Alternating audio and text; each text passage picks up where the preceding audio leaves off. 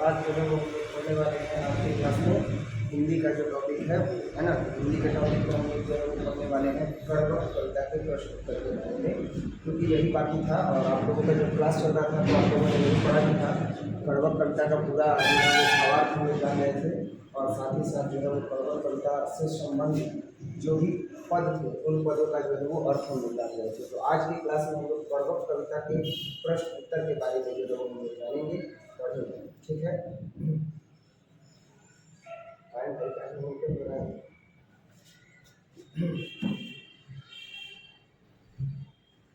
अच्छा क्लियर है। तो आज की क्लास में जो है वो हम लोग कड़वक कविता के बारे में पढ़ेंगे। कड़वक कविता जो है वो लिखा गया है किसके द्वारा? मलिक मोहम्मद जैसी जी के द्वारा। ठीक है, और थोड़ा सा जो है वो लाइटनिंग का पूरा प्रोसेसिंग सेट करने में, पूरा लाइट सेट करने में हाथ वगैरह गंदा हो गया है, तो इसको आप इग्नोर कीजिएगा, है ना। पूरा जंग वगैरह लगा है, लोहे के फ्रेम से बनाया है ताकि उस पर लाइट वगैरह सेट हो जाए, पर इसको आप इग्नोर कीजिएगा। इसको धोने जाएंगे तो और ज़्यादा रात हो जाएगा। अभी रात के बज रहे हैं 7:30, है ना। तो आप ये निश्चिंत रहिएगा, आप अगर एग्ज़ाम दे रहे हैं तो एकदम निश्चिंत रहिएगा। आपके लिए हर समय जो है वो हम तत्पर हैं। अभी वीडियो शूट कर रहे हैं और कोशिश करेंगे कि कड़वक कविता का जितना भी प्रश्न उत्तर है वो प्रश्न उत्तर एक वीडियो में हम शूट कर दें, ताकि आप लोगों को समझने में, पढ़ने में आसानी हो, और कम समय में जल्दी से जल्दी हिंदी का टॉपिक जो है वो हम कंप्लीट करते हैं। ठीक है, और उम्मीद भी यही करते हैं, और आप लोग उम्मीद यही लगाए भी हैं कि नहीं सर जो है वो कंप्लीट कर देंगे, हिंदी तो कंप्लीट कर देंगे। आप डेफिनेटली जो है वो उसके लिए निश्चिंत रहिए। तो आज का जो टॉपिक है वो है कड़वक, है ना। कड़वक जो है वो काव्य खंड का पहला अध्याय है जो लिखा गया है मलिक मोहम्मद जैसी जी के द्वारा। सबसे पहला जो है वो हम लोग देखेंगे प्रश्न, और सबसे पहले प्रश्न में जो है, हालांकि ये जो पहला प्रश्न है वो मैंने खुद बनाया है कि जो कड़वक का पहला भाग है उस कड़वक के पहले भाग का पूरा जो है वो भावार्थ बताना है। तो कड़वक के पहले भाग का भावार्थ बताना है। शुरुआत कहाँ से होता है? तो शुरुआत होता है कड़वक के पहले पद की शुरुआत में। हम लोग देखते क्या है कि शुरुआत इसकी होती है एक नयन कवि मोहम्मद गोनी, है ना। कहाँ से स्टार्ट होता है? एक नयन कवि मोहम्मद गोनी से ये स्टार्ट होता है। तो हम लोग यहीं से स्टार्ट करेंगे और क्लियर करेंगे इस टॉपिक को कि इसका भावार्थ क्या होगा, व्याख्या क्या होगा। ठीक है, तो आज के टॉपिक में हम लोग देखेंगे सबसे पहले कड़वक के विषय में कि एक नयन कवि मोहम्मद गोनी डॉट डॉट डॉट, मतलब बीच की सारी पंक्तियां हैं। सब रूपवंत गही मुख जो वही कही चाऊ, है ना। इसके बीच का सारा पंक्ति आप पुस्तक में लिखिएगा तो आपको वहाँ पर मिलेगा एक नयन कवि मोहम्मद गोनी डॉट डॉट डॉट सब रूपवंत गही मुख जो वही कही चाऊ, और यहाँ पर जो है सब रूपवंत गही मुख जो वही कही चाऊ, इतना पर जो है ये पूरा कड़वक, पहला कड़वक समाप्त हो जाता है। और ऐसे अगर प्रश्न दे करके और क्वेश्चन आ जाए, प्रश्न आ जाए कि उपरोक्त पदों की व्याख्या करें, तो आज के क्लास में हम लोग यही जानेंगे कि किस प्रकार से व्याख्या किया जाता है। देखिए बच्चों, व्याख्या करना एक अलग चीज़ है, और इसमें कुछ स्पेसिफिकेशंस चीज़ों को अपनाना पड़ता है, कुछ जो मूलतया विशिष्ट चीज़ें हैं उनको अपनाना पड़ता है। व्याख्या करने के दौरान सबसे पहला भाग जो है वो लिखा जाता है उद्धरण, है ना। उद्धरण का मतलब क्या होता है? उद्धरण का मतलब होता है कि आखिर यह पद कहाँ से लिया गया है, आखिर ये पद कहाँ से लिया गया है, किस पुस्तक से लिया गया है, किस खंड से लिया गया है, पद खंड से लिया गया है या काव्य खंड से लिया गया है। अगर यह पद खंड से लिया गया है तो किस अध्याय से लिया गया है, और काव्य खंड से लिया गया है तो किस अध्याय से लिया गया है। क्लियर है इतना? अब काव्य खंड से लिया गया है तो किस अध्याय से लिया गया है, तो उसके कवि कौन है ये भी बताना होता है। तो इतना आप ध्यान रखिएगा कि उद्धरण में जो है इन सारी चीज़ों को जो है वो बताया जाता है। और जब ये सारी चीज़ें संकलित कर ली जाती हैं तो इसके बाद कवि परिचय थोड़ा सा लिख दिया जाता है, कवि के बारे में विशिष्ट चीज़ों का वर्णन कर दिया जाता है, कवि के जीवन से संबंधित जितनी भी बातें हैं जो उनके जीवन में विशिष्ट अभिनय अदा करती हैं, उनके जीवन में विशिष्ट मूल्य रखती हैं, अमूल्य हैं, उन सारी चीज़ों को भी लिखा जाता है। ये बातें हम बता रहे हैं उद्धरण में लिखने के लिए। लेकिन एक चीज़ और ध्यान दीजिएगा, अगर कवि के जीवन में कोई घटना घटित हुई है और जिससे उनके जीवन में एक नया आयाम मिला है तो उस आयाम के बारे में भी हम लोग लिखेंगे। स्टार्ट करते हैं, प्रारंभ करते हैं उद्धरण के विषय में कि आखिर यह जो पद है वो कहाँ से लिया गया है। तो हमें ये पता है कि प्रस्तुत पद जो है वो हमारी पाठ्य पुस्तक दिंगत भाग 2 के काव्य खंड के प्रथम अध्याय किससे लिया गया है? कड़वक से लिया गया है, जिसके रचयिता कौन है? तो मलिक मोहम्मद जैसी जी है। कौन है? मलिक मोहम्मद जैसी जी हैं जो इस पद के रचयिता हैं। मलिक मोहम्मद जैसी आधुनिक काल के कवि हैं एवं इन्हें प्रेम के कवि भी कहा जाता है। इन्हें प्रेम के पीर का कवि भी कहा जाता है। प्रेम के पीर का कवि मतलब प्रेम में, विरह में जो लोग दर्द अनुभव करते हैं, हृदय में जो अनंत पीड़ा उत्पन्न होती है, उस तरह के भावों को यह अपनी कविता में स्थान देते हैं। इसी वजह से इन्हें प्रेम के पीर का कवि भी कहा जाता है। इन्होंने अपना संपूर्ण जीवन हिंदी साहित्य को अलंकृत करके इसकी सुंदरता बढ़ाने एवं हिंदी के विकास के लिए समर्पित कर दिया। मतलब हिंदी साहित्य के विकास के लिए इन्होंने अपना संपूर्ण जीवन ही समर्पित कर दिया। अपने जीवन का 35 वर्ष इन्होंने जो है वो हिंदी साहित्य के लिए समर्पित किया और अलंकृत करके इन्होंने हिंदी साहित्य की सुंदरता को बढ़ाने के लिए और साथ ही साथ हिंदी के विकास के लिए अपने जीवन को समर्पित कर दिया। अर्थात अपने जीवन का अमूल्य समय 35 वर्षों का समय हिंदी साहित्य को जो है वो समर्पित कर दिया। इनकी उज्ज्वल अमर कीर्ति का आधार इनकी कथा काव्य पद्मावत है। अर्थात इनकी समस्त रचनाओं में से जो एकदम अमर कीर्ति है, जो हमेशा रहेगी और जो हमेशा रही है, वो है पद्मावत और इसे कहा जाता है कथा काव्य। तो पद्मावत कथा काव्य इनकी अमर कीर्ति है, जिसमें चित्तौड़ के नरेश रतन सेन एवं सिंघल द्वीप की राजकुमारी पद्मावती की प्रेम कथा है। अर्थात इस कथा काव्य पद्मावत में चित्तौड़ नरेश रतन सेन और सिंघल द्वीप की राजकुमारी पद्मावती के बारे में इन्होंने वर्णन किया है। प्रस्तुत कर्वक कविता में 2 अलग अलग कर्वक संकलित, अर्थात ये जो कविता हम लोग पढ़ रहे हैं, इस कविता में 2 कर्वक दिया है। आप हिंदी के पाठ्य पुस्तक में जब काव्य खंड खोलिएगा, जो पहला अध्याय है उसमें 2 कर्वक है, कर्वक प्रथम, कर्वक द्वितीय। तो जो ये प्रथम कर्वक है और जो ये द्वितीय कर्वक है, वह कथा काव्य पद्मावत का पहला जो भाग है, यानी कथा काव्य पद्मावत का जो पहला कर्वक है वो इसमें संकलित किया गया है और जो अंतिम कर्वक है वो इस कविता में संकलित किया गया है। कवि ने, मलिक मोहम्मद जैसी जी ने प्रथम और अंतिम कर्वक को इस कविता में स्थान दिया ताकि आप लोग उसे पढ़ें, समझें और अपने जीवन में आगे बढ़ें, अपने जीवन में ये चीज़ समझ जाए जो इस कविता का मूल उद्देश्य है कि इस बाहरी स्वरूप का कोई मोल नहीं है जब तक कि आंतरिक सुंदरता ना हो, जबकि गुण ना हो। जब तक गुण ना हो आंतरिक, तब तक इस बाह्य सुंदरता का कोई मोल नहीं। क्लियर है बच्चों? आगे बढ़ते हैं। तो प्रस्तुत कर्वक कविता में 2 अलग अलग कर्वक संकलित है और ये पद्मावत के क्रमशः प्रारंभिक एवं अंतिम छंदों में से लिया गया है। किंतु कवि मलिक मोहम्मद जैसी जी काव्य की विशेषताओं को निरूपित करते हुए दोनों पदों के बीच अद्वितीय व्यंजना प्रस्तुत करते हैं। दोनों पदों के बीच ये अद्वितीय व्यंजना प्रस्तुत करते हैं, मतलब दोनों पदों के बीच संबंध जो है वो ये बताते हैं।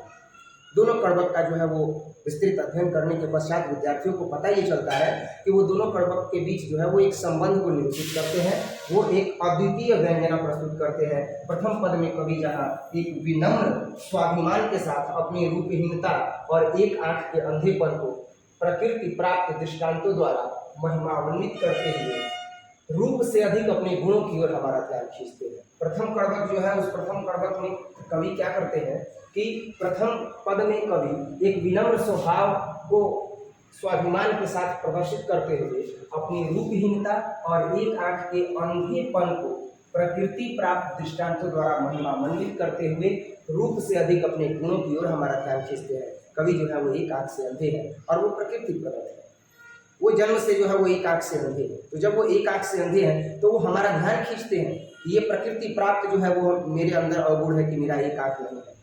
तो आप इस पर ध्यान न दें बल्कि गुणों पर ध्यान दें। तो वही कहते हैं कि प्रकृति प्राप्त दृष्टांतों द्वारा महिमान्वित करते हुए रूप से अधिक अपने गुणों की ओर हमारा ध्यान खींचते हैं। अपने गुणों की ओर जो है वो सभी का ध्यान खींचते हैं। कहते हैं कि आप मेरे नेत्रों की तरफ ध्यान मत दीजिए, आप मेरे नेत्रों की तरफ ध्यान मत दीजिए, आप मेरे गुण पर ध्यान दीजिए। मैं कर क्या रहा हूँ, मेरे गुण में अगर वो परिवेश, वो भाव अगर उत्पन्न होता है जो मेरी काव्य की रचना से अगर प्रदर्शित होता है और आप उससे मोहित हो जाते हैं, तो आप मेरे इस अवगुण को मत देखिए, मेरे नेत्र को मत देखिए कि मैं अंधा हूँ, बल्कि आप मेरे गुण को देखिए, आप मेरी रचना को देखिए। ये बड़ा ही सुंदर लाइन लगता है और ये एकदम जीवन में हूबहू जो है वो दिखता है। कई लोग आपकी बुराई करते रहते हैं, बुराई करते रहते हैं और बुराई करने के बाद जो है वो आपका जो व्यक्तित्व है वो गलत साबित करने की कोशिश करते रहते हैं। तो ऐसी स्थिति में आपको उस जो गलत विचार फैला करके आपको गलत साबित करने की कोशिश करते हैं, आपको उससे बिल्कुल भी परेशान नहीं होना चाहिए, बल्कि अपने अंदर के गुण को क्या करना चाहिए, बढ़ाना चाहिए।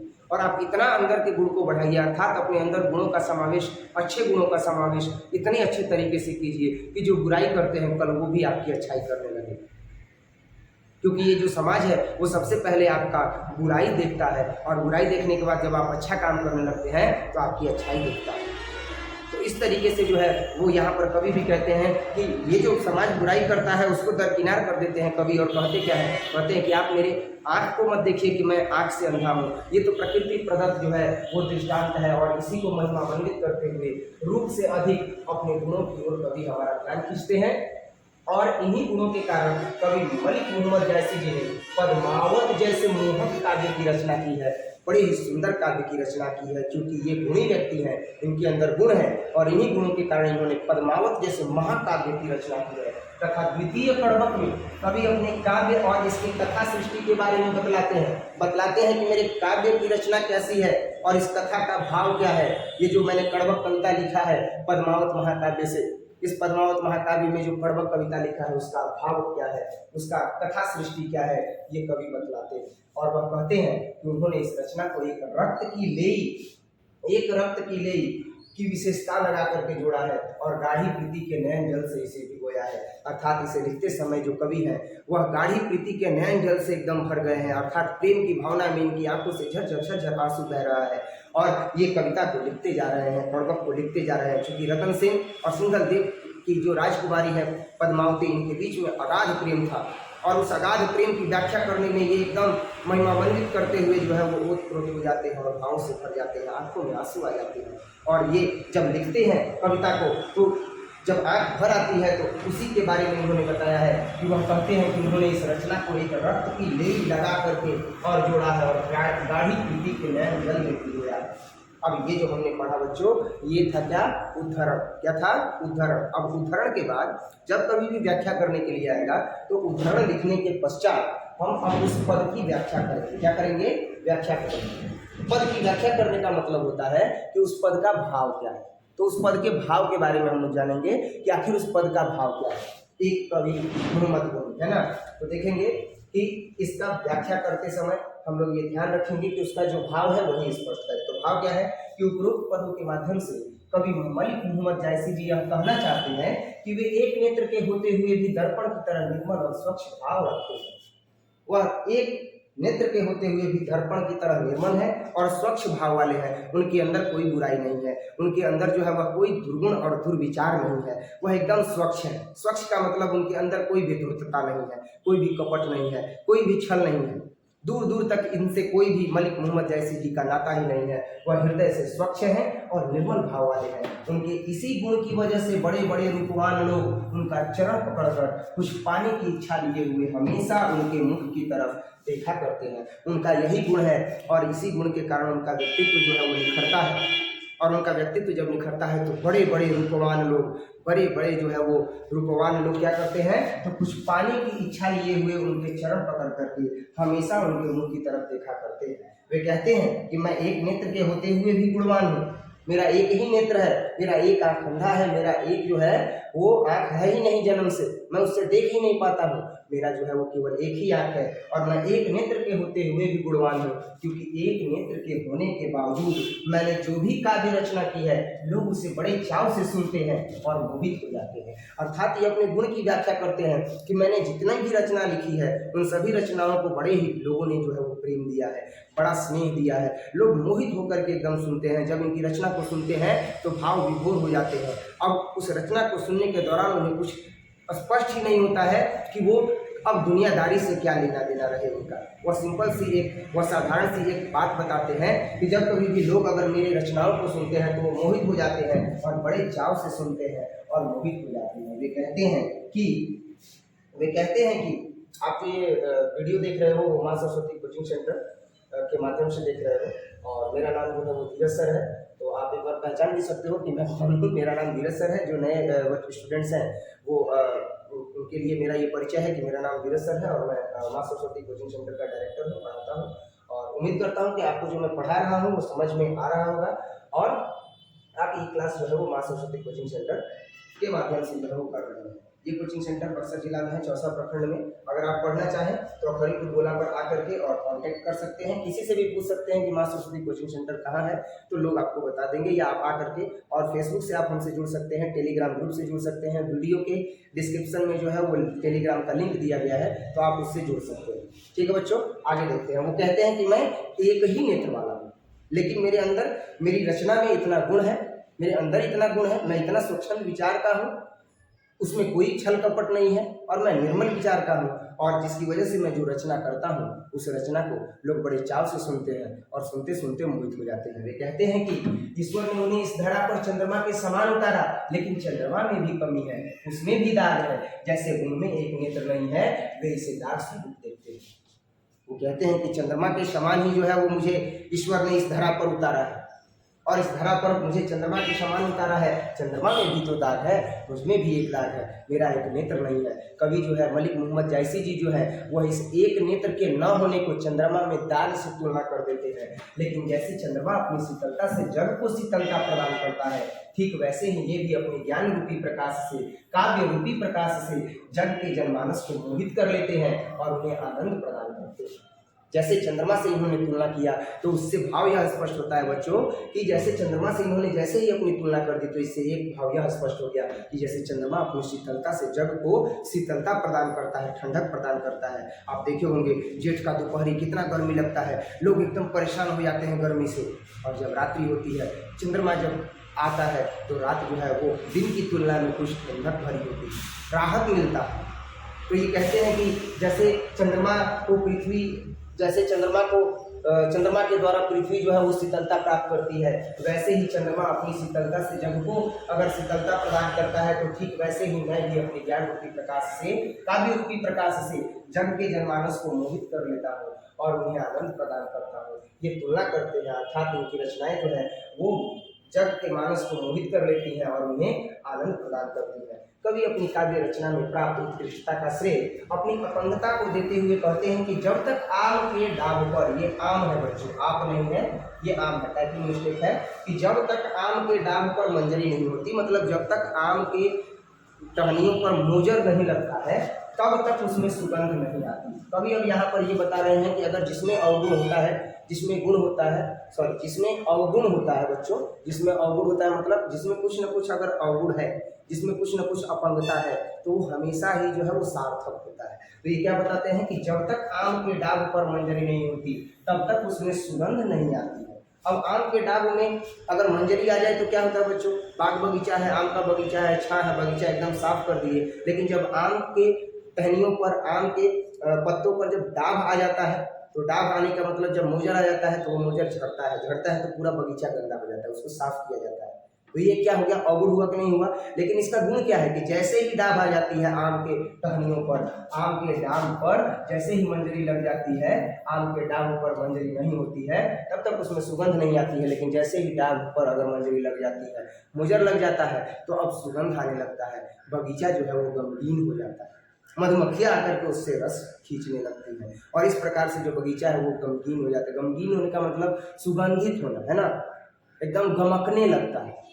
तो इस प्रकार से जो है वो उसमें सुगंध नहीं आती है, लेकिन जब मंजरी लग जाता है तो उसमें सुगंध आती है। समुद्र का पानी जो है वो खारा है, इसीलिए वो असीमित है और अपार है, जिसमें अनेक जलीय जीव जंतु वास करते हैं और अपना संपूर्ण जीवन बिता देते हैं। समुद्र के पानी में भी तो एक जो है वो दोष है ना, वो खारा है।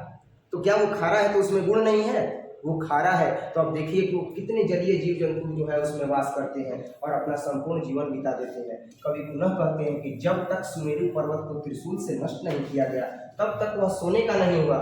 जब तक सोना गलाने वाले पात्र में सोने को गलाया नहीं जाता है तब तक वह कच्ची धातु सोना ही नहीं बन पाती है।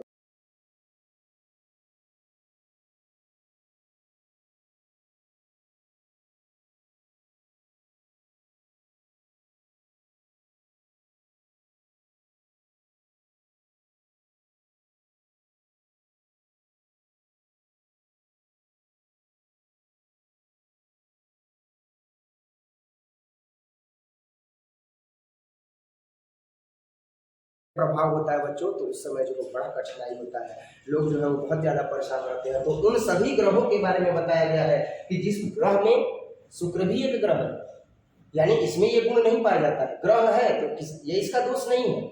जैसे सभी ग्रह अगर अपने नक्षत्र के हिसाब से व्यवस्थित न हो तो व्यक्ति के जीवन में उथल पुथल ला देते हैं।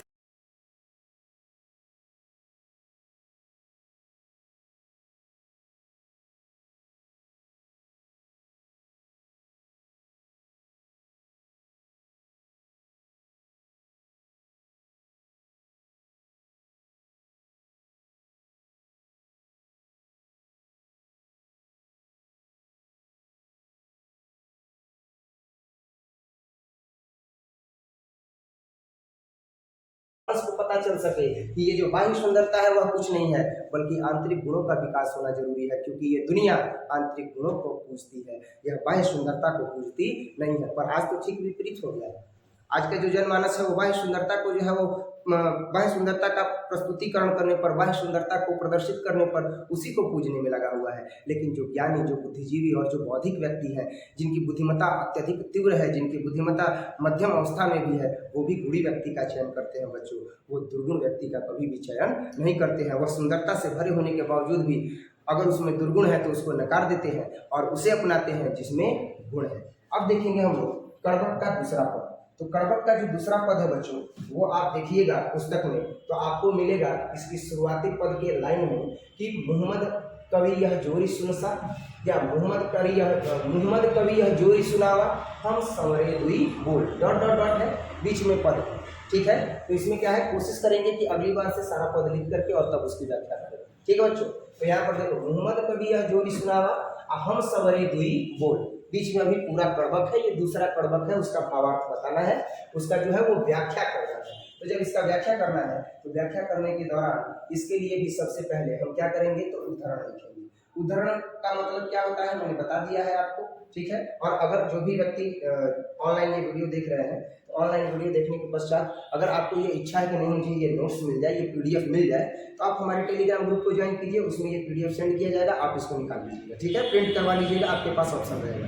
क्लियर है बच्चों। तो जो भी अगर व्यक्ति यह चाहते हैं कि मुझे PDF ही मिल जाए, तो वो टेलीग्राम ग्रुप ज्वाइन कर लेंगे। हाँ, और चैनल को सब्सक्राइब करना मत भूलिएगा और बेल आइकन को दबाना मत भूलिएगा, ये तो बहुत ज़्यादा जरूरी है। जैसे भी करो लेकिन बेल आइकन दबा दो, है ना, ताकि आने वाले जितने भी वीडियोस हैं वो आप सब लोगों को मिलता रहे।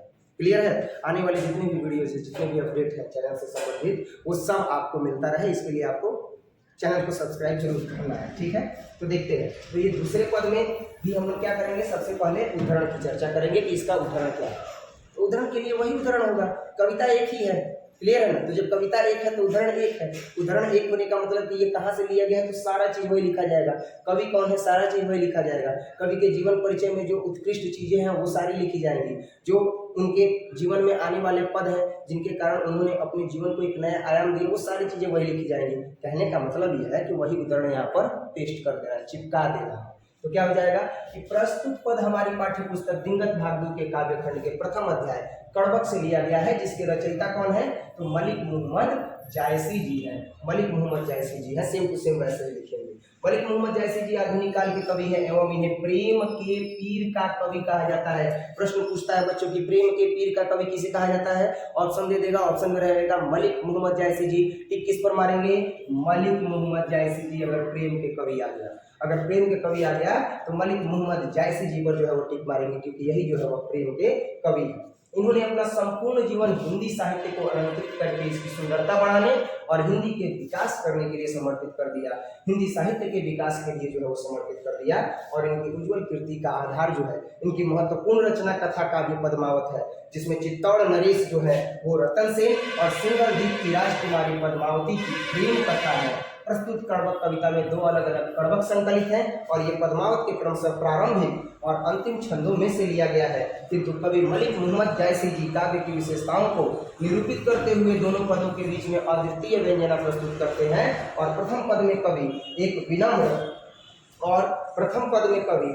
विनम्र स्वाभिमान के साथ अपनी रूपहीनता और एक आंख के अंधेपन को प्राकृतिक दृष्टांतों के द्वारा महिमान्वित करते हुए रूप से अधिक अपने गुणों की ओर हमारा ध्यान खींचते हैं।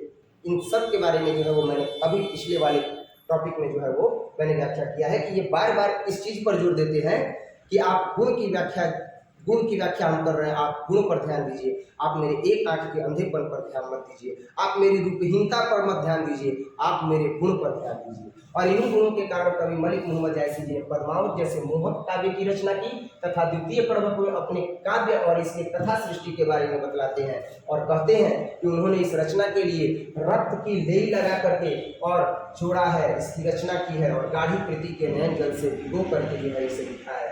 अब इस दूसरे पद का जो है वो हम लोग व्याख्या देखेंगे। व्याख्या के दौरान मैंने बताया था बच्चों कि आप लोगों को अगर ये व्याख्या करना है तो जो पद में दिया गया है आप केवल उसी का व्याख्या कीजिएगा। जो द्वितीय कड़वक में भाव है उसी भाव की व्याख्या कीजिएगा। तो देखते हैं द्वितीय कड़वक में क्या है। द्वितीय कड़वक में जो है वो कवि कहते हैं, मलिक मोहम्मद जायसी जी कहते हैं कि मेरे रूप पर ध्यान न देकर के आप मेरे गुण पर ध्यान दीजिए। और व्यक्ति को, जनमानस को गुण पर ही ध्यान देना चाहिए, इस बाह्य सुंदरता पर ध्यान नहीं देना चाहिए। बाह्य सुंदरता तो ये नश्वर है, एक दिन ये समाप्त हो जाएगी, ये जीवन ही समाप्त हो जाएगा, मिट्टी का शरीर मिट्टी में मिल जाएगा। तो गाया क्या जाएगा? आपकी कीर्ति गाई जाएगी, आपका गुण गाया जाएगा। तो आपके अंदर ऐसा गुण होना चाहिए, आप अपने अंदर ऐसे गुणों का समावेश कीजिए जिससे कि आपका व्यक्तित्व निखरे और आपकी मृत्यु के पश्चात भी लोग आपके गुण की व्याख्या करें, लोग आपके व्यक्तित्व की व्याख्या करें कि नहीं फलाने व्यक्ति जो थे वो काफ़ी अच्छे थे, फलाने व्यक्ति जो थे उनके अंदर ये गुण था, उनका ये सिद्धांत था, वो हमेशा जो है वो मदद किया करते थे। आज दानवीर कर्ण की मृत्यु हो गई है लेकिन हम उनके गुणों की व्याख्या करते हैं। हम कहते हैं कि दानवीर कर्ण इसलिए कहते हैं क्योंकि कर्ण एक ऐसे व्यक्ति जो कौरवों के दल में थे, अधर्म के दल में थे, लेकिन उनके अंदर एक विशेषता थी कि वह सुबह सुबह जो भी अगर भिक्षुक जाता था उनसे दान मांगता था, या जो भी व्यक्ति, जो भी जनमानस उनसे दान मांगता था, चाहे वह उनका दुश्मन ही क्यों न हो, वह उसे दान अवश्य देते थे। यहाँ तक कि वह जानते थे कि अगर वो कवच कुंडल अगर ये दान दे देंगे तो उनकी मृत्यु हो जाएगी युद्ध में, लेकिन उनसे जब मांगा गया सुबह सुबह तो वो भी जो है वो दान में दे दिए। वो जानते थे कि मेरे साथ छल हो रहा है, ये व्यक्ति का गुण था। और दुर्गुण क्या हो गया कि कर्ण कहाँ थे? अधर्म के दल में थे, अधर्म के पक्ष में थे, दुर्योधन के पक्ष में थे। वो एक उनका जो है वह क्या हो गया? दुर्गुण हो गया। और दुर्गुण होने के बावजूद भी उनके अंदर गुण था। तो आज हम दुर्गुण की व्याख्या करते हैं या गुण की व्याख्या करते हैं? हम गुण की व्याख्या करते हैं, हम दानवीर कर्ण कहते हैं। तो व्यक्ति के गुण की व्याख्या होती है बच्चों, कभी भी उसके दुर्गुण की व्याख्या नहीं होती। इसीलिए हमें गुणी बनना चाहिए। और इन सारी चीज़ों, इन सारे कविता के द्वितीय कड़वक के भाव में यही बताया गया है। अब बताया गया है कि रतन सेन जो है वो अब चले गए हैं, सिंघल द्वीप की राजकुमारी पद्मावती परम सुंदरी, मृत्यु हो गया और अब वह भी नहीं है। तो गाया क्या जा रहा है? गाया जा रहा है मेरा अमर कीर्ति जो मैंने लिखा है, जो मेरा गुण है। मृत्यु के बाद कौन याद रखता है किसको? किसी को कोई याद नहीं रखता है, केवल गुण को याद रखता है। तो हमें अपने गुण को अपनाना चाहिए, हमें अपने गुण को बढ़ाना चाहिए। अब खुद देखो ना बच्चों, अब जैसे हम पढ़ाते हैं, हम ऑफलाइन क्लास जब चलाते हैं तो ऑफलाइन क्लास चलाने के दौरान बहुत सारी समस्याएं आती हैं। बहुत सारे ऐसे बच्चे भी होते हैं जो आते हैं, पढ़ते हैं और जाते हैं। बहुत तरह की समस्याएं आती हैं, मैं मुंह खोल करके बोला नहीं चाहता हूँ, लेकिन आज गुण है तभी तो इतने सारे विद्यार्थी हैं। इतने सारे विद्यार्थी अपना स्नेह देते हैं, प्रेम देते हैं, पढ़ते हैं, समझते हैं, अच्छा नंबर लेकर के आते हैं। हर साल अच्छा नंबर आता है। ये किसकी वजह से? क्योंकि गुण है तभी तो ये तो अभी कुछ गुण नहीं है, इससे भी बड़े बड़े गुणवान व्यक्ति हैं, इससे भी बड़े बड़े चरित्रवान व्यक्ति हैं। उनका चरित्र अच्छा है, उनका गुण एकदम बृहत विशाल है, हिमालय पर्वत की तरह है, और वो हमसे भी बहुत ज़्यादा आगे है। हम तो अभी तुच्छ व्यक्ति हैं, लेकिन फिर भी समस्याएं तो आती है ना। लोग गड्ढा तो खोदते हैं ना, तो लोग गड्ढा खोदते हैं तो वो ये कहाँ जान पाते हैं कि ये गुणी व्यक्ति है? गड्ढा खोदेंगे, अगर पत्थर मारेंगे तो ये जवाब नहीं देगा, गड्ढा खोदेंगे तो ये छलांग लगा करके आगे चला जाएगा। तो गुण को बढ़ाना चाहिए, कभी भी जो है वह दुर्गुण को नहीं अपनाना चाहिए, अपने अंदर गुण को बढ़ाइए। कहा ही जाता है कि हाथी चले बाजार, कुत्ता भूखे हजार। निश्चिंत रहिए। और देखिए अब दूसरा भाव, ठीक है। तो कवि मलिक मोहम्मद जायसी जी कहते हैं कि मैंने यह काव्य रचना रचकर इसे सुनाया है, और जिस भी व्यक्ति ने इसे सुना है उसे प्रेम की पीड़ा का अनुभव हुआ है। जिस व्यक्ति ने इनकी इस रचना को सुना है, कड़वक के द्वितीय भाग को सुना है, उसे प्रेम के पीर का जो है वो भाव उत्पन्न हुआ है उसके हृदय में। उसने जब सुना है तो उसे प्रेम में दर्द का अनुभव हुआ है। कवि मलिक मोहम्मद जायसी जी कहते हैं कि मैंने इस रचना को रक्त की देरी लगा करके जोड़ा है और गाढ़ी प्रीति के आंसुओं के जल में भिगोया है। कवि इसके आगे कहते हैं कि मैंने इसकी रचना इसलिए की है ताकि मैं रहूं या ना रहूं, लेकिन संसार में यह मेरी आखिरी निशानी के रूप में रहे। सोचो कितना उत्तम कोटि का विचार है कवि का। कवि मलिक मोहम्मद जायसी जी कहते हैं कि मैं रहूं या ना रहूं, मैंने अपना सारा साहित्यिक ज्ञान ही इस पूरे कथा काव्य पद्मावत में लगा दिया है ताकि मैं रहूं या ना रहूं, लेकिन मेरी ये अमर कीर्ति रहे। मुझे याद अगर लोग करें तो मेरे इस कथा काव्य के कारण याद करें। ये एक जीवन का उद्देश्य होता है विद्यार्थियों, ये एक जीवन का उद्देश्य होता है बच्चों, जो सबके अंदर होना चाहिए कि मुझे एक ऐसा कार्य जरूर करना है ताकि मैं जीऊँ, मैं रहूं या मैं ना रहूं, लोग मुझे याद करें, मेरे इसी गुण के कारण याद करें। और यही तो इनके जीवन का उद्देश्य है जो उनको इस महान कथा काव्य को उद्धरित करने में, महान कथा काव्य को रचित करने के लिए प्रेरित करता है। और ये कहते भी हैं कि मैं रहूं या ना रहूं, लेकिन संसार में यह मेरी आखिरी निशानी के रूप में रहे। कवि उदाहरण देते हुए यह कहते हैं कि संसार में न तो अब परम प्रतापी राजा रतन सिंह है, और न ही रूपवती पद्मावती रानी है, न ही अब वह बुद्धिमान सुआ है, और न ही राघव चेतन या अल्लाउद्दीन है। आज इनमें से कोई भी नहीं है, लेकिन यश के रूप में केवल इनकी कहानी रह गई है। यश के रूप में केवल इनकी कहानी रह गई है। कवि मलिक मोहम्मद जायसी जी कहते हैं कि जिस प्रकार पुष्प के मुरझा जाने पर भी उसका सुगंध शेष रह जाता है, पुष्प मुरझा जाता है, मर जाता है, लेकिन उसका सुगंध शेष रहता है, या उसका गुण है बच्चों। तो ठीक उसी प्रकार से व्यक्ति की मृत्यु के पश्चात उसकी कीर्ति और प्रतिष्ठा इस संसार में शेष रह जाती है, और जनमानस उसका बखान करते रहते हैं, उसका गुणगान करते रहते हैं कि व्यक्ति जो है वो काफी अच्छा है। इस संसार में यश न हो तो इस संसार में यश न तो किसी ने बेचा है, और न ही किसी ने खरीदा है। यश कमाया जाता है, यश कल छपट से नहीं पाया जाता है। यश कल छपट से पाया जाएगा तो एक दिन दो दिन टिकेगा, इसके बाद समाप्त हो जाएगा।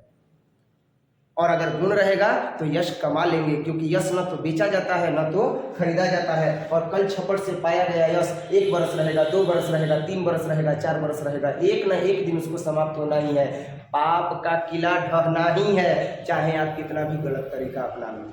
आप कुछ दिन के लिए आगे बढ़ जाओगे, लेकिन इसके बाद दब जाओगे। तो वही बताया गया है कि संसार में यश न तो किसी ने बेचा है, और न ही किसी ने खरीदा है। अंततः कवि कहते हैं कि जो मेरे कलेजे के खून से रचित इस रचना को पढ़ेगा, वह मुझे 2 शब्दों में हमेशा याद रखेगा। इतनी सुंदर काव्य रचना लिखने के बाद मलिक मोहम्मद जायसी जी को केवल यही इच्छा है कि लोग उन्हें याद रखें। लोग जब कभी भी इस रचना को पढ़ें तो वह उन्हें 2 शब्दों में याद रखें कि यह रचना किसकी है, तो मलिक मोहम्मद जायसी जी की है। और मैं तो यही याद रखता हूँ भाई कि मलिक मोहम्मद जायसी जी ने इतनी सुंदर रचना रची है कि ये प्रेम के पीर के कवि हैं। तो ये काफी सुंदर रचना है, और जब इसे पढ़ते हैं तो वास्तव में हृदय जो है वो क्या हो जाता है, दर्द से भर जाता है।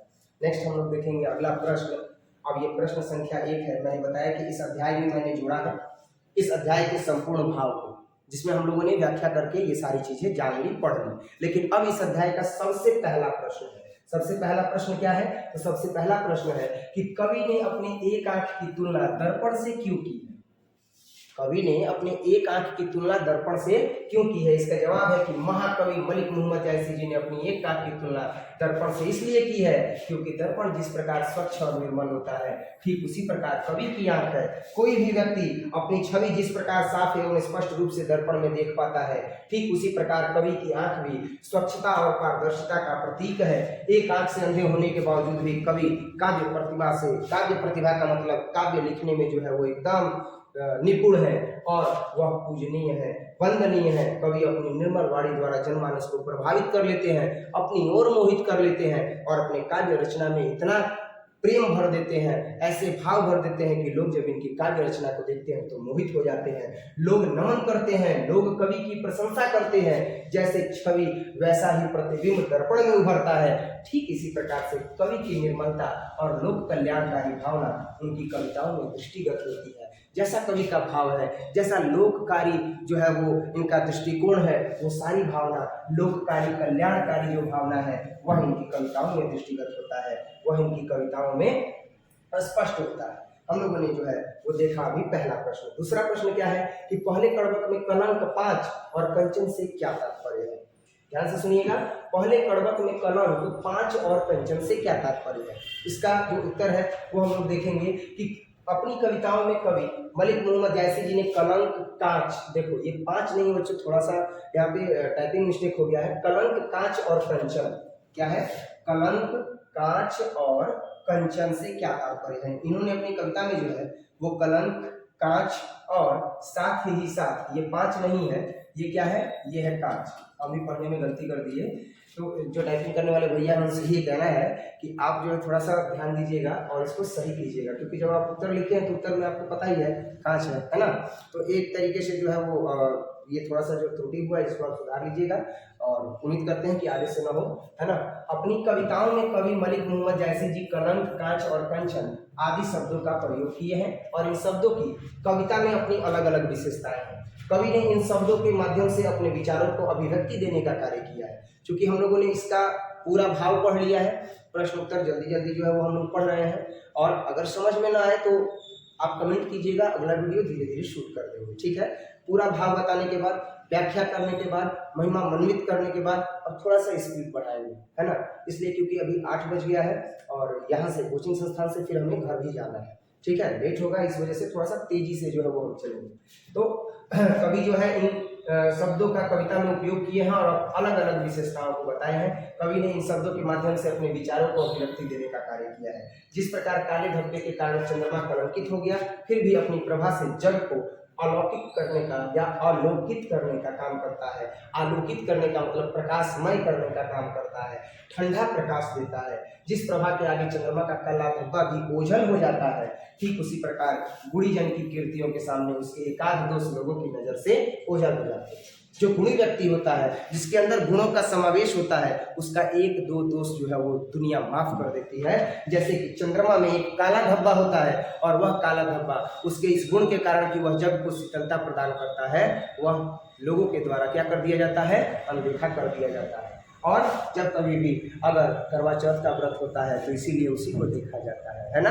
यही सोच रहे हो? ऐसा नहीं है, वो तो अपना रीति रिवाज है जिसमें महिलाएं ये क्रिया अपनाती हैं, ठीक है। तो उसी प्रकार गुणीजन की कीर्तियों के सामने उनके एकाध दोष लोगों की नजरों से ओझल हो जाते हैं।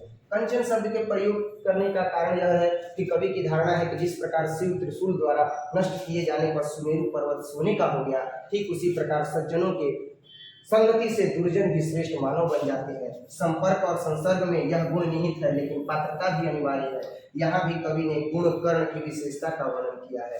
गुण कर्ण की विशेषता वर्णन किया है मतलब कि गुण के बारे में बताया है कि जैसे ही त्रिशूल का प्रहार होता है तो सुमेरु पर्वत जो है वो क्या हो जाता है, सोने में बदल जाता है, त्रिशूल का प्रहार होने के बाद। कांच शब्द की सार्थकता साबित करने के लिए कवि ने अपनी कविताओं में यह स्पष्ट करने की चेष्टा की है कि बिना धारिया में, धारिया क्या होता है, एक ऐसा पात्र होता है जिसमें सोने को गलाया जाता है।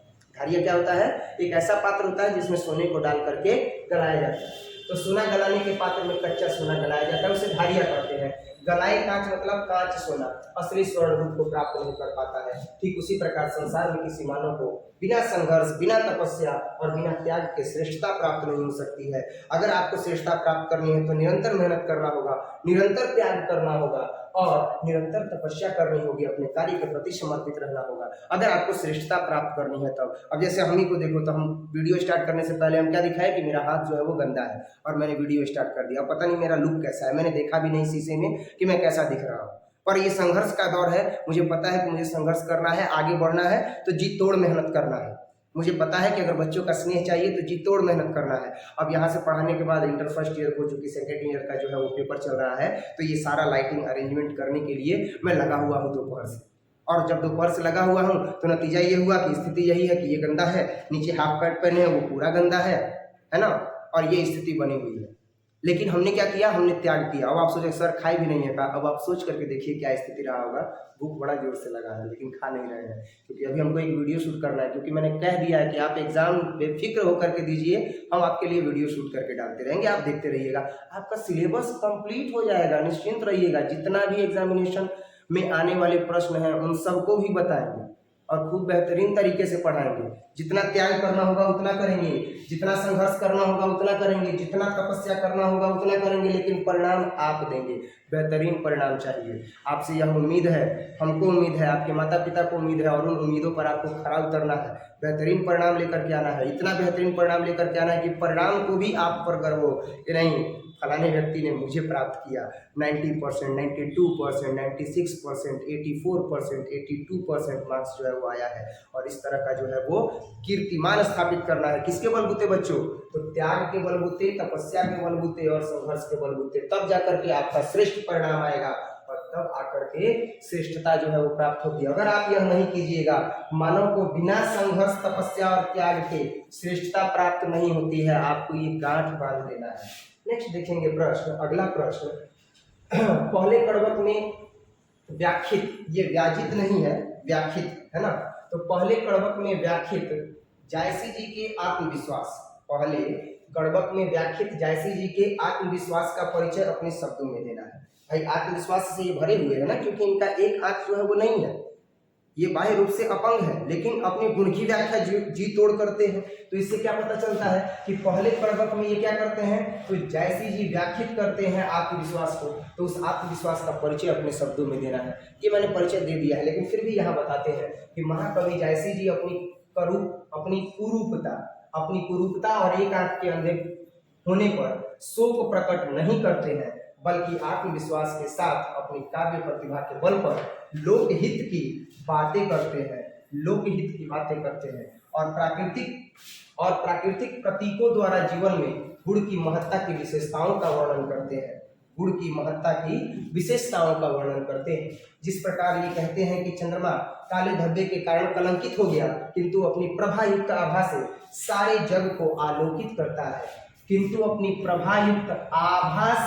इससे आभा से, आभा मतलब क्या हो गया, प्रभा युक्त आभा से मतलब किरण से, इससे आभा से मतलब किरण से सारे जग को आलोकित करता है, सारे जग को जो है वो जगमान करता है। जगमान करने का मतलब कि खूब सुंदर जो है वह चंद्रमा की किरणें पड़ती हैं, शीतलता प्राप्त होती है, तो यह आलोकित करता है। अतः उसका दोष गुण के आगे ओझल हो जाता है। जो चंद्रमा में दाग है वह दोष है, और वह उसके गुण के आगे क्या हो जाता है, ओझल हो जाता है। सुमेरु पर्वत की यश गाथा भी शिव त्रिशूल के स्पर्श के बिना निरर्थक है। जब तक शिव जी का त्रिशूल सुमेरु पर्वत पर नहीं लगा होता, तब तक वह सोने का नहीं बना होता।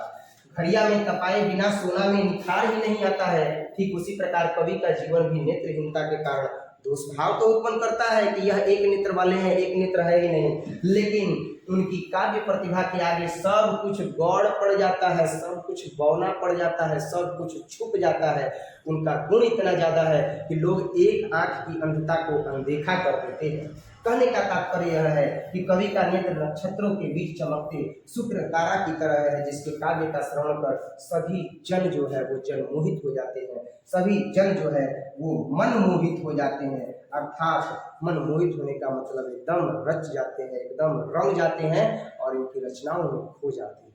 और इस प्रकार से जो है इन्होंने अपने गुण की व्याख्या की है। नेक्स्ट जो है वो अगला प्रश्न हम लोग देखेंगे, प्रश्न संख्या 4। प्रश्न संख्या 4 में ये बताया गया है कि कवि ने किस रूप में स्वयं को याद रखे जाने की इच्छा व्यक्त की है, और उनकी इस इच्छा का मर्म बताए। आखिर उनका जो है वो क्यों ऐसा भाव है कि अगर मैं मृत्यु को भी प्राप्त हो जाऊं तो लोग मुझे याद रखें। क्योंकि वो जानते हैं कि राजा रतन सिंह जो प्रतापी राजा थे, सिंगल द्वीप की राजकुमारी पद्मावती जो एकदम खूबसूरत पद्मावती रानी थी, वो सब जो है मृत्यु के बाद अब याद नहीं रखे जाते हैं। याद रखा जाता है तो उनके यश को याद रखा जाता है। इसी वजह से ये कहते हैं कि मुझे भी मेरे यश के कारण याद रखा जाए, मेरे गुणों के कारण याद रखा जाए। मैं चाहता हूं कि मेरी मृत्यु के बाद अगर मुझे कोई याद रखे तो मेरे गुण के कारण याद रखे। और ठीक इसी प्रकार से यहाँ पर जो है वो हम लोग इसका चर्चा करेंगे कि कवि मलिक मोहम्मद जैसी जी अपनी स्मृति के रक्षार्थ के लिए इच्छा प्रकट करते हैं, और जो इच्छा प्रकट की है उसका वर्णन अपनी कविताओं में किया है। कवि का कहना है कि मैंने जानबूझकर संगीतमय काव्य की रचना की है। इनकी कविता को गाया जा सकता है तो ये कहते हैं कि कवि कहते हैं कि मैंने जानबूझकर संगीतमय काव्य की रचना की है, ताकि इस प्रबंध के रूप में संसार में मेरी स्मृति बरकरार रहे, लोग मुझे याद रखें, लोग गाते रहेंगे, कविता को गुणगान करते रहेंगे और मुझे याद करते रहेंगे। इस काव्य कीर्ति में वर्णित प्रगाढ़ प्रेम सर्वथा नयनों की अश्रुधारा से संचित है। ये लिखते हुए जो है वो अश्रुपूर्ण जो है वो भाव उत्पन्न करते हैं। यानी कठिन विरह प्रधान काव्य की रचना इन्होंने की है। और दूसरे शब्दों में जैसे जी उस काव्य का उल्लेख भी करते हैं। वो बताते हैं कि वो प्रेरित होकर के उन्होंने लौकिक कथा का आध्यात्मिक विरह और कठोर सूफी साधना के सिद्धांतों से इस कविता को परिपुष्ट किया है। और इसका कारण उनकी लौकेषणा है। उनकी लौकेषणा मतलब उनका जो परिदृश्य है वो है। हार्दिक इच्छा है इनकी कि संसार में उनकी मृत्यु के बाद उनकी कीर्ति कभी भी नष्ट न हो, लोग उनके इस कीर्ति का कथागान करते रहें, लोग उनकी इस कीर्ति के कारण दो शब्दों में उन्हें याद रखें कि मलिक मोहम्मद जैसी जो है वह केवल और केवल एक आंख के अंधे नहीं थे।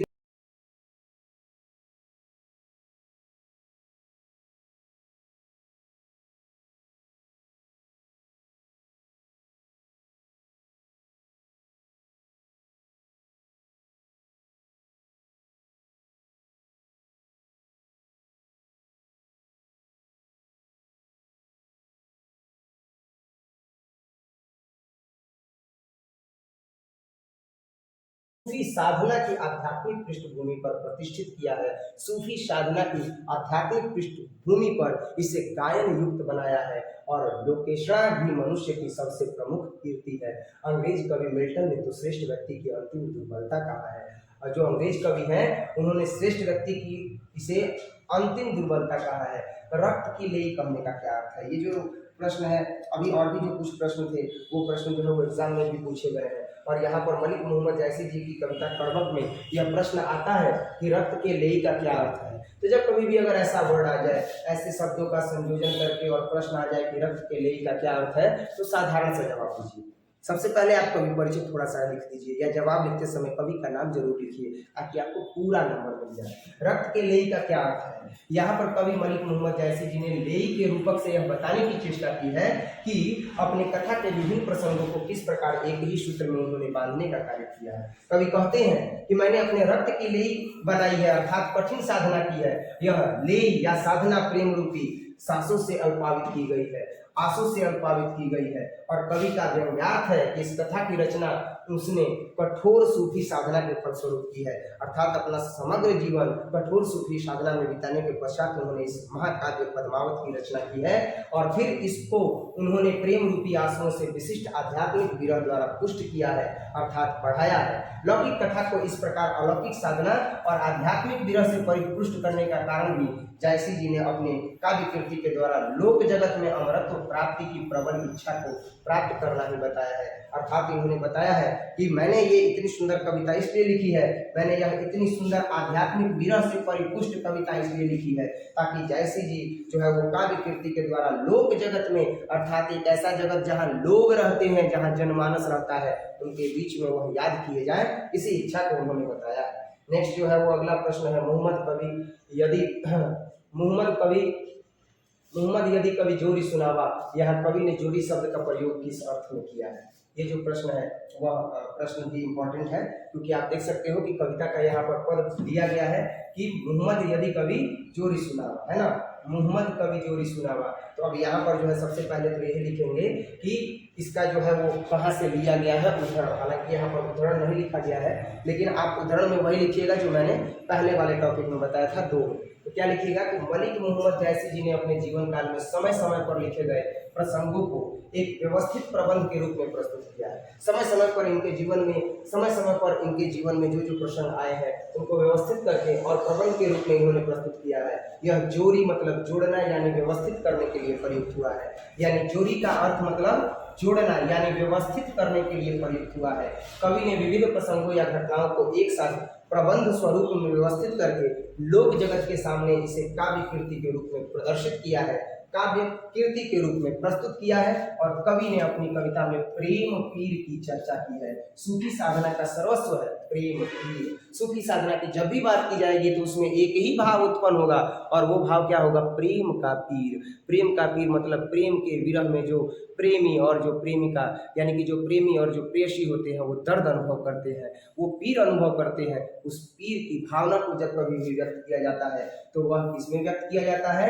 तो वह सूफी जो है वह साहित्य में व्यक्त किया जाता है, सूफी साधना में जो है वो व्यक्त किया जाता है। इस प्रेम पीर की चर्चा सभी सूफी कवियों ने अपनी काव्य कृतियों में की है। जब साधक किसी गुरु की कृपा से उस दिव्य सौंदर्य स्वरूपी परमात्मा की झलक पा लेता है और उसके पश्चात जब उसकी वृत्ति की संसार की ओर पुनः पुनरावृत्ति होती है, अर्थात साधना के पश्चात जब ईश्वर का साक्षात्कार हो जाता है और वह पुनः जब जग में वापस लौटता है तो उसका हृदय प्रेम के पीर या आध्यात्मिक विरह वेदना से व्यथित हो उठता है। यह विरह वेदना या प्रेम के पीर ही साधक के कल्ब के कालयुल्यों को धीरे धीरे जलाती रहती है, और जब कल्ब के कालयुल्य नष्ट हो जाते हैं तब वह सरलता से भावना लोक में उस सौंदर्य स्वरूपी परमात्मा के सतत दर्शन करने में समर्थ हो जाता है। जब व्यक्ति का हृदय टूट जाता है, जब व्यक्ति के हृदय में जो प्रेम की भावना होती है, वो प्रेम की भावना जो है वह किसी व्यक्ति विशेष से जब मिट जाती है तो उसे परम पिता परमेश्वर का ज्ञान अर्जित हो जाता है, परम पिता परमेश्वर का सतत दर्शन जो है वो प्राप्त हो जाता है। अब इसके बाद जो है वो हम लोग कड़बक कविता का सारांश लिखेंगे, और कड़बक कविता का सारांश, ये जो टॉपिक है कड़बक कविता का सारांश कुछ है नहीं, जैसे हम लोगों ने पहले पद कड़बक 1 और कड़बक 2 इन दोनों का व्याख्या किया तो जो भाव लिखा था उसी भाव को मिला देंगे, और जब उसी भाव को मिला देंगे तो तो ये कंप्लीट हो जाएगा। उसी भाव को मिला देंगे तो ये क्या बन जाएगा, सारांश हो जाएगा। तो देखते हैं, सबसे पहले इस कविता का सारांश लिखना है, तो अब वहां के उद्धरण को नहीं लिखेंगे बल्कि केवल उन दोनों पदों के, जो पहला और दूसरा प्रश्न था, उसी के भाव को जो है वो लिख देंगे, उसी के व्याख्या को लिख देंगे।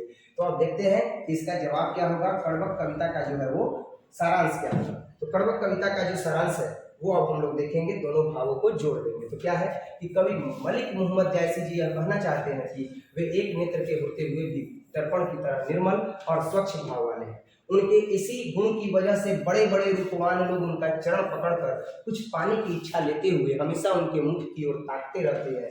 वे कहते हैं कि मैं एक नेत्र का होते हुए भी गुणवान हूँ, क्योंकि एक नेत्र होने के बावजूद भी मैंने जो काव्य रचना की है उस काव्य रचना को लोग बड़े चाव से सुनते हैं और मोहित हो जाते हैं। वे कहते हैं कि ईश्वर ने उन्हें इस धरा पर चंद्रमा के समान उतारा है, लेकिन चंद्रमा में भी कमी है, उसमें भी दाग है, जैसे उनमें एक नेत्र नहीं है।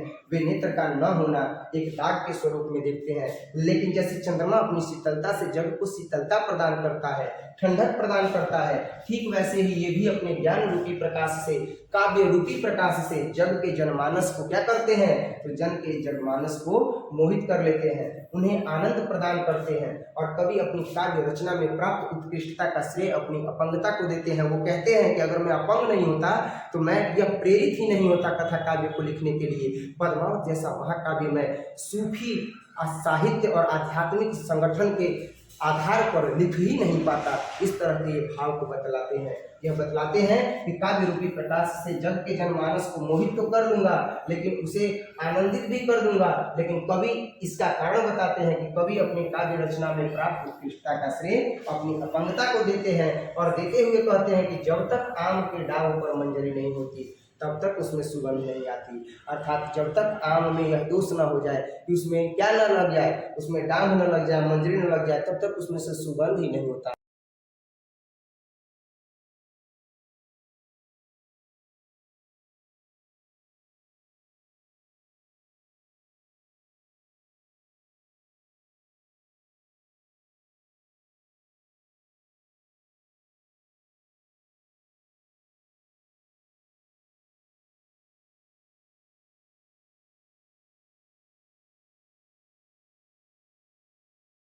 और अपार है, जिसमें अनेक जलीय जीव जंतु वास करते हैं और अपना संपूर्ण जीवन बिता देते हैं। वही समुद्र का जल जो मनुष्य के लिए खारा है, मनुष्य जिसे पीता नहीं है, लेकिन वही जलीय जीव जंतुओं के लिए क्या है, तो अच्छा है। उसमें अनेकों जलीय जीव जंतु, अनगिनत जलीय जीव जंतु वास करते हैं और अपना संपूर्ण जीवन बिता देते हैं। कवि पुनः कहते हैं कि जब तक सुमेरु पर्वत को त्रिशूल से नष्ट नहीं किया गया, जब तक त्रिशूल का प्रहार नहीं किया गया सुमेरु पर्वत पर, तब तक वह सोने का नहीं बन पाया। अर्थात चोट लगना जरूरी है, जब चोट लगता है तभी व्यक्ति गुणवान बनता है, बिना चोट के कोई महान नहीं बनता है। ठीक है, तो उसी प्रकार से जो है वह क्या करते हैं, तो त्रिशूल से जैसे ही नष्ट किया गया तब वह सोने का जो है वो बन गया, और जब तक त्रिशूल से नष्ट नहीं किया गया तब तक वह सोने का नहीं बना। वो ऐसे ही सुमेरु पर्वत था। जब तक सोना गलाने वाले पात्र में सोने को गलाया नहीं जाता तब तक वह कच्ची धातु सोना नहीं बन पाती है। अर्थात कच्ची धातु को सोना बनाने के लिए उसे सोने गलाने वाले पात्र में जो है गलाया जाता है। तथा जिस प्रकार शुक्र नक्षत्रों के बीच में उदित है, ठीक उसी प्रकार कवि भी अपनी एक आंख से दुनिया को भली भांति समझ गए हैं और वास्तविकता को जान गए हैं। इसीलिए अपने रूप पर ध्यान न देकर के वह अपने गुण पर ध्यान देते हैं और अपने ज्ञान के प्रकाश से अपने उत्तम विचारों को काव्य के माध्यम से संपूर्ण जगत में फैला रहे हैं, ताकि ये वास्तविकता संपूर्ण जनमानस को पता चल सके कि गुण का विकास करना जरूरी है, केवल रूप का विकास करना जरूरी नहीं है। क्लियर है? रूप का विकास करना जरूरी नहीं। हम लोग क्या करते हैं, रूप को प्रायोरिटी देते हैं, रूप को प्रधानता देते हैं कि जो व्यक्ति सुंदर है। हाँ, एक चीज़ और मैं कहना चाहूँगा, आप ये जो नंबर देख रहे हो, इस नंबर पर अगर आपको कोई भी अगर स्टडी मटेरियल से संबंधित अगर कोई भी चीज़ चाहिए तो आप इस पर जो है वो व्हाट्सएप मैसेज कर सकते हैं। साथ ही साथ आपको सबसे पहले टेलीग्राम ग्रुप जो है वो ज्वाइन करोगे, उसमें सारे आपके सॉल्यूशंस मिल जाएंगे। नंबर पर जो है वो कॉल और मैसेज करने की कोई ज़रूरत ही नहीं है। हाँ, अगर ऑफलाइन क्लासेज ज्वाइन करने हैं तो अगर ऑफलाइन क्लास ज्वाइन करना है ना, तो आप जो है इस पर कॉल करके पहले तो आप कहाँ जाइए, फरीदपुर गोला पर, और फरीदपुर गोला पर आने के बाद इस नंबर पर कॉल कीजिए और इस नंबर पर कॉल करके आप संस्थान में जो है वो एक बार जो है साक्षात्कार कीजिए, आइए मिलिए, बात कीजिए, और इसके बाद ऑफलाइन क्लासेज में जो है वो आपका नामांकन किया जाएगा। ठीक है, तो मैं क्या कर रहा था कि लोग जो है वो क्या करते हैं, तो लोग जो है वह गुणों की व्याख्या नहीं करते हैं, लोग जो है वह केवल और केवल रूप की व्याख्या करते हैं। ठीक है, लेकिन ऐसा नहीं है, बुद्धिजीवी लोग जो है वो कभी भी रूप को प्रायोरिटी नहीं देते हैं, रूप को प्रधानता नहीं देते हैं, गुण को देते हैं। देखते हैं इसके आगे कवि ने ये बताया है, द्वितीय कड़वक का भाव यहाँ पर जोड़ेंगे कि कवि के द्वारा यह भी बताया गया है कि मैंने यह काव्य रचना रच करके जिसे भी सुनाया है और जिस भी व्यक्ति ने इसे सुना है वह प्रेम की पीड़ा का अनुभव किया है। कवि मलिक मोहम्मद जैसी जी कहते हैं कि मैंने इस रचना को रक्त की लेई लगा करके जो है उसे रचित किया है। कवि मलिक मोहम्मद जैसी जी ये भी कहते हैं कि मैंने गाढ़ी प्रीति के आंसुओं के जल में भिगो करके इस रचना को लिखा है, अर्थात इस रचना को लिखते हुए ये विभोर हो करके और आंखों में अश्रु धारा ला देते हैं। और साथ ही साथ यहाँ पर ये बताने की कोशिश की गई है कवि के द्वारा कि मैंने इस रचना को इसलिए किया है ताकि मैं रहूं या ना रहूं, लेकिन संसार में मेरी यह आखिरी निशानी के रूप में रहे। कवि उदाहरण देते हुए कहते हैं कि इस संसार में अब न तो परम प्रतापी राजा रतन सेन है और न ही रूपवती रानी पद्मावती है, न ही अब बुद्धिमान सुआ है और न ही राघव चेतन है और न ही अल्लाउद्दीन है। आज इनमें से कोई भी नहीं है, केवल और केवल इनकी यश कीर्ति ही तो गाई जाती है। और कवि इस बात को जान गए हैं कि इस दुनिया में अगर अपनी अमर कीर्ति का बखान करवाना है, जनमानस से अपने अमर कीर्ति का बखान करवाना है, तो अपने गुणों को बढ़ाइए और जन कल्याण के लिए कार्य कीजिए, समाज हित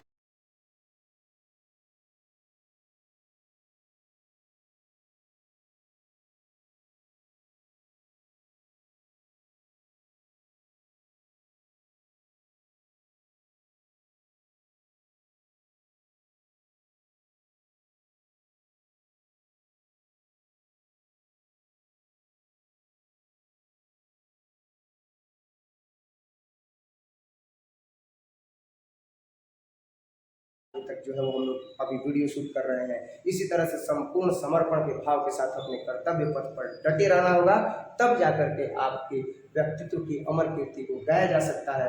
व्यक्तित्व के अमर कीर्ति का बखान जनमानस के द्वारा किया जा सकता है और तब जो है वो व्यक्तित्व हमेशा याद रखा जाएगा। आदमी जिंदा रहे या न रहे, उसके विचार हमेशा जीवित रहेंगे। उसी प्रकार से इन्होंने भी जो है वह यह इच्छा व्यक्त की है कि व्यक्ति की मृत्यु के पश्चात उसकी अमर कीर्ति जो है वो गाई जाती है। और वो भी यह व्याख्या करते हैं और कहते हैं कि अब न तो परम प्रतापी राजा रतन सेन है और न ही रूपवती रानी पद्मावती है, न ही बुद्धिमान सुआ है और न ही राघव चेतन या अल्लाउद्दीन है। आज इनमें से कोई भी नहीं है, लेकिन इनके यश के रूप में अब इनकी कहानी रह गई है। कवि मलिक मोहम्मद जैसी जी कहते हैं कि जिस प्रकार पुष्प के मुरझा जाने पर भी उसमें सुगंध होता है, वैसे ही व्यक्ति अगर मृत्यु को प्राप्त कर जाए और उसके अंदर गुण है तो उस गुण का बखान होता है। अगर दुर्गुण है तो दुर्गुण का बखान होता है, और अगर गुण है तो यशगान होता है। मृत्यु के बाद भी जो है वो यशगान होता है, जो बड़ा ही मधुर होता है और सुनने पर व्यक्ति मोहित हो जाता है। ठीक उसी प्रकार व्यक्ति की मृत्यु के पश्चात उसकी अमर कीर्ति और प्रतिष्ठा भी इसी संसार में शेष रह जाती है, जैसे कि पुष्प के मुरझा जाने के बाद उसका सुगंध शेष रह जाता है। इस संसार में शेष रहने में केवल और केवल जो है वह उसका सोच रहता है, वह उसका गुण रहता है और जनमानस उसका बखान करते हैं। इस प्रकार अगर देखा जाए तो इस जगत में यश न तो किसी ने बेचा है और न ही किसी ने खरीदा है। अंततः कवि कहते हैं कि जो मेरे कलेजे के खून से रचित इस रचना को पढ़ेगा, अध्ययन करेगा, वह मुझे 2 शब्दों में याद रखेगा कि इतनी सुंदर काव्य रचना पद्मावत जैसे महाकाव्य की रचना गायन शैली में और सूफी आधारशिला पर रचित करने में जो है वो कवि मलिक मोहम्मद जैसी जी ने जो योगदान दिया है, ये बड़ा ही अच्छा है, जिसे सुनने के बाद लोग मोहित हो जा रहे हैं। तो वो उन्हें 2 शब्दों में याद रखेगा। और इतनी सुंदर काव्य रचना लिखने के बाद कवि मलिक मोहम्मद जैसी जी को केवल यही इच्छा है कि मेरी मृत्यु के बाद लोग मुझे याद रखें। और इस प्रकार से जो है ये कड़वक कविता का पूरा प्रश्न उत्तर हम लोग पढ़ लिए हैं 1 सूत्र में। तो ये वीडियो आपको कैसा लगा जरूर बताइएगा, और साथ ही साथ ये बताइएगा कि आपको इसमें अगर कोई भी समस्या है तो कमेंट सेक्शन में बताइएगा। टेलीग्राम ग्रुप में जब जुड़िएगा तो आप उसमें मैसेज कीजिएगा कि सर ये क्वेश्चन जो है वो समझ में नहीं आया, आप हमें बताइए। और साथ ही साथ जो भी अगर ऑफलाइन पढ़ना चाहते हैं ऑफलाइन अगर तैयारी करना चाहते हैं तो सीधा आ जाइए माँ सरस्वती कोचिंग सेंटर, अफरीपुर गोला, बक्सर जिला में चौसा गोला एक स्थान है, वहां पर आप आ जाइए। और यहाँ आने के बाद इस नंबर पर जो है वो कांटेक्ट कीजिए, ये नंबर आपके सामने है, और इस नंबर पर कांटेक्ट करने के बाद ऑफलाइन क्लास भी आप ज्वाइन कर सकते हैं। बाकी ये चैप्टर का पूरा जो विश्लेषण हम लोगों ने किया, पूरा प्रश्न उत्तर किया, ये आपको कैसा लगा, समझ में आया या न आया जरूर बताएं। और अगर वीडियो अच्छा लगा है तो वीडियो को लाइक करें और चैनल को सब्सक्राइब करें और बेल आइकन को दबाना ना भूलें, और अपने दोस्तों के साथ भी इसे शेयर करें ताकि वो भी हिंदी का अच्छे तरीके से तैयारी कर सके। और आने वाले समय में कुछ दिनों के पश्चात जो है वो हिंदी व्याकरण से संबंधित जो है वो PDF तैयार कर रहे हैं। हिंदी व्याकरण से संबंधित जो आपके बोर्ड एग्जाम में प्रश्न आते हैं उन्हें भी जो है वो बताने का जो है वो कोशिश करेंगे। और कोशिश ये रहेगा कि आप हिंदी में जो है वो कम से कम 90-96 नंबर 99 नंबर लेकर के आ जाएं, और इस कोशिश पर लगातार जो है वो हम प्रयत्नशील हैं, कोशिश करेंगे कि आप भी भरपूर कोशिश करेंगे, ठीक है। और अगर चैनल अच्छा लगा हो और वीडियो अच्छा लगा हो तो चैनल को सब्सक्राइब कीजिएगा। और अगर चैनल अच्छा लगा हो तो ये भी बात है भाई कि चैनल कैसे अच्छा लगेगा, तो वीडियो जितने डाले गए हैं अगर वो अच्छा लगे तो आप जो है वो चैनल को सब्सक्राइब जरूर कीजिएगा, बेल आइकन को जरूर दबाइएगा। बार बार कह रहे हैं, केवल इसलिए कर रहे हैं ताकि आने वाले नेक्स्ट वीडियोस के नोटिफिकेशन आप तक जाते रहें और वो एग्जाम से पहले आप देख करके संपूर्ण तैयारी करके अच्छा नंबर लेकर के आएँ, क्योंकि जब तक तोड़ेंगे नहीं तब तक छोड़ेंगे नहीं। जय हिंद।